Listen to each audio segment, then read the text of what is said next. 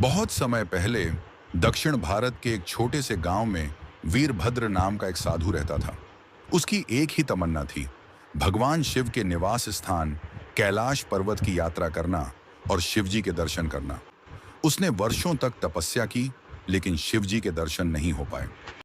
एक दिन वीरभद्र ने ठान लिया कि चाहे कुछ भी हो जाए, वह पैदल ही कैलाश की यात्रा करेगा। उसने अपने साथ बस थोड़ी सी सामग्री ली और यात्रा पर निकल पड़ा। रास्ता बहुत कठिन था, दुर्गम पहाड़ियां, गहरे जंगल और भयंकर ठंड। लेकिन वीरभद्र का हौसला अडिग था। हर कदम के साथ वह भगवान शिव का ध्यान करता और अपने मन में यह विश्वास रखता कि शिव जी उसकी यात्रा को सफल बनाएंगे। सप्ताह बीतते गए और वीरभद्र की हालत खराब होने लगी। उसका शरीर कमजोर हो गया और भोजन पानी की कमी ने उसे और अधिक कमजोर कर दिया। लेकिन उसने हार नहीं मानी। एक दिन जब वह पूरी तरह से थक चुका था और उसके कदम रुकने लगे, तभी उसके सामने एक वृद्ध व्यक्ति प्रकट हुआ। वृद्ध ने मुस्कुराते हुए कहा, वत्स, तुम बहुत थक गए हो।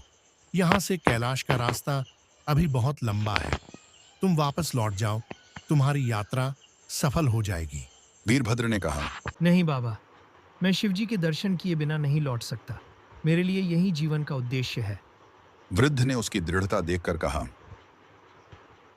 अगर तुम्हारा संकल्प इतना अटूट है, तो शिवजी अवश्य तुम्हारी प्रार्थना सुनेंगे। यह कहकर वृद्ध गायब हो गया।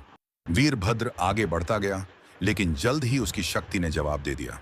वह जमीन पर गिर पड़ा और बेहोश हो गया। जब उसकी आंखें खुलीं, तो उसने खुद को एक सुंदर स्थान पर पाया। चारों ओर हिमालय की ऊंची चोटियां बर्फ से ढकी हुई और बीच में कैलाश पर्वत की झलक। वीरभद्र ने महसूस किया कि वह कैलाश पर्वत के पास पहुंच चुका है। उसकी आंखों से आंसू बहने लगे।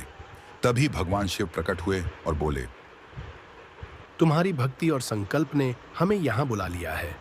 अब तुम्हें कैलाश पर्वत पर आने की आवश्यकता नहीं, क्योंकि जहाँ भक्ति होती है वहीं हम रहते हैं।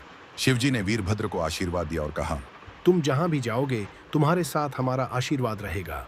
वीरभद्र ने शिवजी का आशीर्वाद प्राप्त किया और गांव लौट आया। गांव के लोग उसकी कहानी सुनकर भाव विभोर हो गए और उन्होंने भगवान शिव के प्रति अपनी भक्ति को और भी मजबूत कर लिया। इस कहानी से यह सीखने को मिलता है कि सच्ची भक्ति और अडिग संकल्प से भगवान को भी झुकना पड़ता है। कठिनाई कितनी भी बड़ी क्यों न हो, अगर हौसला मजबूत हो और भक्ति सच्ची हो, तो भगवान स्वयं आकर अपने भक्त की सहायता करते हैं।